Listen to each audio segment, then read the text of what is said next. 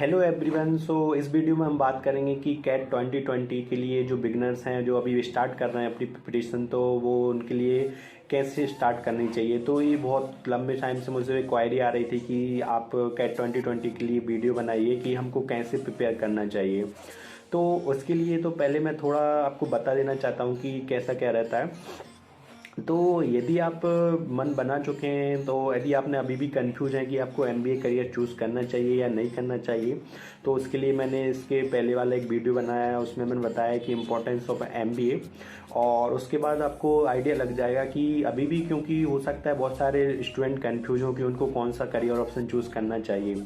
यदि उसके बाद भी यदि आप फाइनल हो चुके हैं कि आपको कैट की प्रिपरेशन 2020 में करना है, तो उसके लिए मैं आपको सम बेसिक टिप्स बताता हूँ कि ऐसे आप अभी आपका जो स्टार्टिंग फेस है उसमें आप रख सकते हैं। तो उसके लिए आप क्या कर सकते हैं कि पहले तो आप आपका गोल सेट कीजिए कि आपको किस भी स्कूल्स में जाना है। लाइक आपको आईआईएम अहमदाबाद में जाना है, आपको आईआईएम बेंगलोर में जाना है, कलकत्ता में जाना है। तो पहले तो आपको एक टारगेट फिक्स होना चाहिए, क्योंकि यदि आपका टारगेट ही फिक्स नहीं है तो काम थोड़ा टफ होगा आपको कैट 2023 टारगेट कर, मतलब आपके 20 स्कूल। पहले तो आपको एक ड्रीम 20 स्कूल सेट करना पड़ेगा। वो आप पे डिपेंड है, आपकी एबिलिटी पे डिपेंड है, क्योंकि सारे बच्चों की एबिलिटी डिफरेंट डिफरेंट होती है। सारे बच्चे एक जैसे नहीं हो सकते हैं, क्योंकि कम ही बच्चे जाते हैं आईआईएम अहमदाबाद में, सारे तो जाते नहीं हैं। तो उस हिसाब से पहले आपको टारगेट रखना चाहिए कि लगभग टारगेट आपको ABC, आपका क्या टारगेट है, आपको कहाँ देखते हैं। तो पहले तो आपको टारगेट, मान लो आपने आईआईएम अहमदाबाद चूज़ कर लिया, और हमेशा क्या रहता है कि टारगेट थोड़े बड़े भी रखना चाहिए, क्योंकि हो सकता है कि आपका ना हो पाए अभी, लेकिन हो सकता है बाद में आप जा पाएँ। मैं अपना एग्जांपल बताता हूँ कि मैं जब आईआईटी की प्रिपरेशन कर रहा था ना, तो जब आप आईआईटी की प्रिपरेशन करते हो ना, तो आपका ड्रीम कॉलेज रहता है आईआईटी बॉम्बे, और उसकी भी CS ब्रांच। तो उसमें क्या हुआ था कि जब मैं आईआईटी की अपनी प्रिपरेशन कर रहा था, तो मैंने आईआईटी बॉम्बे को, जहाँ पे भी मैं आपकी जो टेबल स्टडी थी ना मेरी, तो मैं वहाँ पे आईआईटी बॉम्बे लिख के रखा था। मेरी बुक्स है, मैं वहाँ पे भी लिखता रहता था। तो आपको पता है कि क्या हुआ मेरे साथ। अब ये लॉ ऑफ अट्रैक्शन है, क्या है कि I never visit any IIT, but do you know I visit IIT Bombay 3 times in my life. जी हाँ, कि मैंने अभी तक एक भी आईआईटी विजिट नहीं की है, बट आईआईटी बॉम्बे मैं 3 टाइम विजिट कर चुका हूँ। मेरा ये सौभाग्य है कि मैं 3 बार जा चुका हूँ वहाँ पे। तो ये अब लॉ ऑफ अट्रैक्शन है, क्या है। मेरा आईआईटी बॉम्बे में नहीं हुआ, बट मैं वहाँ पे विजिट किया। तो ये लॉ ऑफ अट्रैक्शन है, क्या, आई डोंट नो। बट यदि आप वहाँ पे लिखोगे, आपको ड्रीम कॉलेज है, तो हो सकता है आपको विजिट, कम से कम विजिट करने का मौका तो मिल ही जाए। यदि आप वहाँ पे, हो सकता है कि आप इतनी हार्डवर्क कर रहे हैं तो वो उस 20 स्कूल्स में जा भी पाएँ।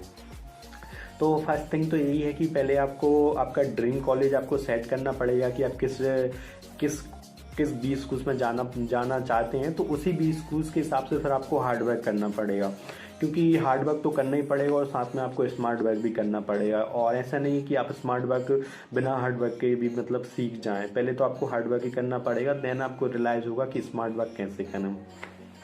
तो ये तो मतलब बेसिक्स थिंग थी। ये तो आपको पता ही होगा कि पहले तो आपको टारगेट ही सेट करना पड़ेगा। फिर उसके बाद आप क्या कर सकते हैं कि अभी से आप, यदि आपके टारगेट, अच्छा 20 स्कूल से आपका अहमदाबाद है आपका टारगेट, तो उसके लिए आपको अभी से हार्डवर्क करना स्टार्ट करना पड़ेगा। लगभग आपको रेगुलर, क्योंकि कैट का क्या है, इसको जो सिलेबस है वो बहुत ज़्यादा कम है। यदि आप नॉर्मल अभी कोई से आप टेस्ट सीरीज ले लोगे, या नॉर्मल आप कोई सी कोचिंग भी ज्वाइन कर लोगे ना, तो वो आराम से आपका 4-5 महीने में कोर्स करा देंगे, वो भी एक एक दिन क्लास छोड़ के। जैसे कि मैं टाइम कोचिंग का एग्जांपल लूँ, तो वो लगभग 4 से 5-6 महीने में, आप 4-5 महीने में लगभग, मतलब कोर्स तो बहुत कम, मतलब बहुत लिमिटेड कोर्स है कैट का। जो कैट का कोर्स है ना, वो बहुत लिमिटेड है। बस उसमें क्या है, आपको प्रैक्टिस रहता है। मेन क्या है, प्रैक्टिस प्रैक्टिस प्रैक्टिस। जितनी ज़्यादा आप टेस्ट सीरीज करोगे, क्वेश्चंस करोगे, यदि आप अभी से स्टार्ट कर रहे हो, तो मैं रिकमेंडेड करूँगा कम से कम 2 से 3 टेस्ट सीरीज लगा दें जब तक, क्योंकि अभी तो आपके पास लगभग 1 साल के समथिंग है। तो ऐसा नहीं, क्योंकि क्या रहता है कि अब टेस्ट सीरीज, मतलब अभी तो आप एक ही टेस्ट सीरीज ले लें, आपके पास जौन सा भी कोचिंग सेंटर हो, ऑफलाइन में हो रहा है तो ऑफलाइन कर लें, और यदि मान लो कोविड की वजह से ऑनलाइन चल रहा है तो आप ऑनलाइन में देख लें। तो लेकिन अभी आप क्या कर सकते हैं, स्टार्टिंग में आप कोई सी भी एक कोचिंग्स की टेस्ट सीरीज ले लें। तो उसमें क्या है, आपको प्रैक्टिस भेजता है। पहले आप वहाँ से चैप्टर्स पढ़ें, और उसके पहले सेक्शनल टेस्ट दें। सेक्शनल टेस्ट में आपका जितना कवर हो रहा है उसमें देखें कि आपने क्लास में कितना सीखा, और सेक्शनल टेस्ट में आपने कितना सीखा। अभी आप ये कर सकते हैं। और उसके जो फुल लेंथ मॉक होंगे वो भी आपको अभी से देना। आपको ऐसा नहीं समझना है कि मेरा तो सिलेबस कंप्लीट ही नहीं हुआ है और मुझे मॉक अभी कैसे मैं मॉक दे पाऊंगा। तो आपको मॉक में क्या है, पहले तो आपको वो सिटिंग हैबिट आपको बनानी पड़ेगी, क्योंकि आप 2 घंटे का मॉक रहता है, 3 घंटे का मॉक, ऐसे अब पहले 3 घंटे का कैट का पेपर रहता है लेकिन अभी 2 घंटे का हुआ है। तो आप वो चीज़ रियलाइज़ करोगे कि ये एक साथ दो मतलब एक सिटिंग में 2 घंटे का पेपर देना कितना टफ काम है। आप स्टार्टिंग में नहीं होगी आपकी हैबिट, आप भाग जाओगे, आप एक सेक्शन 40 मिनट का खत्म हुआ आप उठ के चले जाओगे। तो आपको ऐसा नहीं करना, आपको शुरू ही मॉक से आपको क्या करना है, आपकी सिटिंग हैबिट बनाना है, आपको एक माहौल क्रिएट करना है, आपको एनवायरनमेंट क्रिएट करना है, आपको ये देना है कि मैं फाइनली कैट में बैठ रहा हूँ। तो आपको उस तरह से पूरा आपको जो प्रिपेयर करके आपको कैट मॉक देना है। और मेन चीज़ क्या है, कैट मॉक देना ही इम्पोर्टेंट नहीं है, उसको एनालिस करना बहुत ज़्यादा इंपॉर्टेंट है। यदि मान लो आपको कैट मॉक 2 घंटे का दे रहे हो ना, तो आपको कम से कम 5 से 6 घंटे उसको एनालिस करना है। जी हाँ, आपने 2 घंटे का मॉक दिया, आपको 5 से 6 घंटे उसको एनालाइज करना है। तो मैं आपको डिटेल में बताता हूँ। तो आपको उसके लिए क्या करना है, आपको जैसे आप पहले देखोगे कि आपने कहाँ कहाँ क्वेश्चंस आपके गलत हुए हैं। आपके जो गलत क्वेश्चंस हुए हैं ना, आपको उसको रीअटेम्प्ट करना है। आपको उसका सॉल्यूशन नहीं देखना है, हाँ आपको उसको सॉल्यूशन नहीं देखना है, आप उन क्वेश्चंस को रीअटेम्प्ट करोगे। आप देखोगे कि कहाँ मैं अटक मतलब क्या गलती हो गई थी। और एक बात और चीज़ याद रखना कि जब आप आप आपका मॉक दोगे ना, तो जो पेजेस है ना वो आप अपने साथ रखिए सॉल्यूशन की। आपने उससे आपको आइडिया लग जाएगा कि आपने हो सकता है आपने कैलकुलेशन मिस्टेक की थी, फॉर्मूला गलत अप्लाई कर दिया था। तो उससे आप जब आप मॉक एनालिसिस करोगे ना, तो आपको पता होगा कि आपने मिस्टेक कहाँ की थी, आपने कैलकुलेशन रॉन्ग लिख ली थी, क्या हुआ था। तो उससे आपका बेटर हो जाएगा, आपको आइडिया लग जाएगा मैं रॉन्ग कहाँ हूँ। क्योंकि एनालिसिस का मतलब यही रहता है कि आप रॉन्ग कहाँ हो, आपको गलतियाँ पकड़ना है। क्योंकि आपको जितनी भी गलतियाँ करना है वो मॉक में ही करना है, फाइनल कैट में नहीं करना है। तो ये तो मॉक एनालिसिस का हो गया कि आपको पहले रीअटेम्प्ट करना है कि आप कहाँ कहाँ गलत थे। फिर उसके बाद मान लो उसके बाद भी नहीं आ रहा है आपको, तो देन आप सॉल्यूशन देखें, आपका सॉल्यूशन देख सकते हो। और सॉल्यूशन में यदि आपको समझ में आ गया तो उसके बाद आपको उसकी वीडियो सॉल्यूशन में भी देखना है कि हो सकता है आपने दूसरी मेथड अप्लाई की थी और वहाँ पे दूसरी मेथड थी। तो उससे क्या होगा, आपको ये क्वेश्चन सॉल्व करने की, ऐसे क्वांट में क्या रहता है 2-3 मेथड से ये क्वेश्चन हो जाता है। तो हो सकता है आपको न्यू मेथड भी न्यू तरीके भी आपको सॉल्व करने के सीखना है। क्योंकि सिलेबस कम है, आपको मेन क्या है इसमें प्रैक्टिस प्रैक्टिस प्रैक्टिस। जितनी ज़्यादा आप प्रैक्टिस करोगे उतने आपके सिलेक्शन के चांसेस ज़्यादा हैं।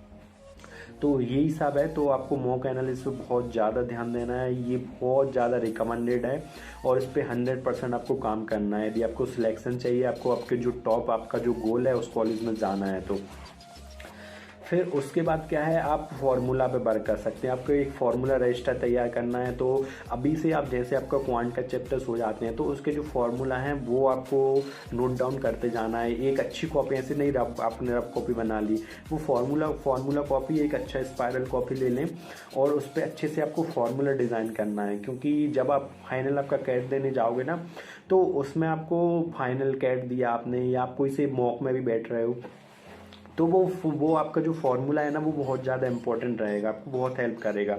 तो वो आपको अभी से क्रिएट करना है और फार्मूला रजिस्टर वो आपको लास्ट तक काम में आएगा।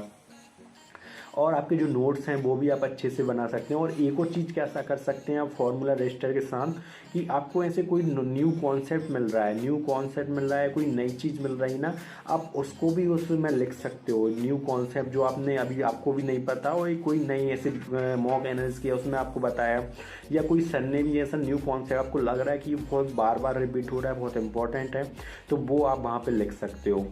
और जब आप मॉक एनालिसिस करो ना, तो उसमें भी क्या रहता है कि एक बुकमार्क का ऑप्शन रहता है।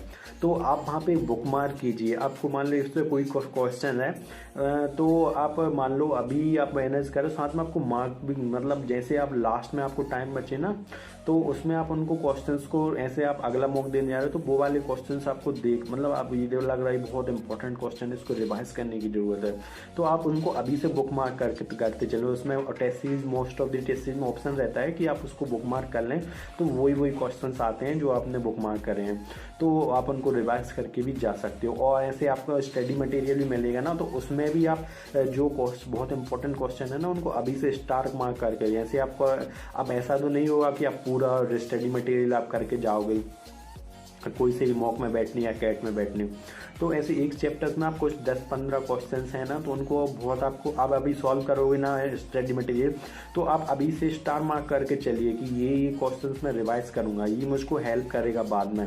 तो क्या होगा कि अब आपको चैप्टर को आप रिवाइज करना आप पूरे नहीं करोगे, आप वो 15 क्वेश्चन उठा लोगे, वो रिवाइज करोगे और मॉक में जाओगे, क्योंकि बहुत सारे क्वेश्चंस रहते हैं वो सेम ही कॉन्सेप्ट पे रहते हैं, लेकिन ये एक क्वेश्चन सारे कॉन्सेप्ट का आप कर लोगे। क्योंकि कैट में क्या है, ये नहीं है कि आप एक ही कॉन्सेप्ट का क्वेश्चन, एक ही आप एक मोटी से बुक लेके बैठ गए और एक ही एक उस पर कॉन्सेप्ट आप क्वेश्चन करते हैं। अपन को वेराइटी ऑफ क्वेश्चंस लाना है, आपको टफेस्ट लेवल क्वेश्चंस करना है। पहले तो आप पहले तो आपको फंडामेंटल करना है, आपके बेसिक्स क्लियर करना है और फिर आपको ले जाना है। और मैं आपको अभी बता दूं कि VARC और DILR मतलब जो मेहनत करने वाले, मतलब लोग क्या गलती करते हैं कि अपना जो पूरा टाइम देते हैं ना वो क्वांट में दे जाते हैं। क्वांट के ये चैप्टर कर लूँ, वो चैप्टर कर लूँ, प्रोबेबिलिटी कर लूँ, ये कर लूँ, वो कर लूँ। मैं क्या कह रहा हूँ कि कैट क्या है, उतना लिमिटेड ऑफ द क्वेश्चंस आपको करना है। आपको जो हार्ड वर्क करना है ना वो मेन करना है आपको VARC पे और DILR पे, क्योंकि VARC में बहुत लोग स्टक करते हैं, उनका सेक्शनल कट ऑफ नहीं निकलता है, DILR का भी नहीं निकलता है। तो क्वांट में भी आपको टाइम देना है, बट जो मेन आपको फोकस रहेगा ना वो DILR में वेराइटी ऑफ द सेट्स करो। अभी से आप प्रीवियस ईयर्स के कुछ सेट्स देखो कि ऐसे किस टाइप के सेट्स आए थे, आप अभी से लगा सकते हो प्रीवियस ईयर्स के पेपर, आपको अभी से आइडिया हो जाएगा कि कैसा क्या रहता है, किस टाइप के क्वेश्चंस आते हैं। और VARC में आप रीडिंग पे बहुत ज़्यादा फोकस करो। रीडिंग में क्या रहता है, EON-RCs रहते हैं, टफेस्ट से टफेस्ट आप RCs रीड करो, मतलब RC नहीं रीडिंग, मतलब जो क्योंकि कैट के जो रहते हैं ना वो क्रिटिकल रीजनिंग बेस्ड RC आते हैं, तो क्रिटिकल रीजनिंग पे आप अभी से फोकस करो। RC 99 एक गूगल पे आप सर्च करना, RC 99 की एक बुक है, उसके आप पूरे RC कर डालो, उसमें बहुत बेस्ट एक्सप्लेनेशन है कि कहाँ पे कौन सा रहता है। तो VARC के लिए मैंने ऑलरेडी एक वीडियो बनाई है कि आपको कैसे सॉल्व करना है, DILR की भी बनाई है, क्वांट की भी बनाई है, तो वो भी आप मतलब वो देख सकते हो आप कैसे आपको अटेम्प्ट करोगे पेपर की, आपकी स्ट्रेटजी रहनी चाहिए मॉक में भी और फाइनल कैट में भी। तो उस वीडियो को भी आप गो थ्रू कर सकते हो। और नॉर्मल यही चीज़ है, आप अभी तो एक नॉर्मल आप टेस्ट सीरीज ले लीजिए और उसकी आप प्रैक्टिस करिए, और जो भी आपको हेल्प लगे तो वो आप कमेंट बॉक्स में लिख सकते हैं। और ज्वाइन मी ऑन हैबिटेट है, वहाँ पे लिख सकते हो, आप इंस्टा पे लिख सकते हो, टेलीग्राम पे लिख सकते हो, और लिंक्डइन पे कहीं पे भी आप मुझसे कनेक्ट हो सकते हो। और आपको और कुछ हेल्प लगे और आपको एनी अदर टॉपिक पे आपको वीडियो चाहिए तो वो भी आप कमेंट बॉक्स में लिख सकते हो। So thank you guys, if you like my video please like and subscribe. Thank you.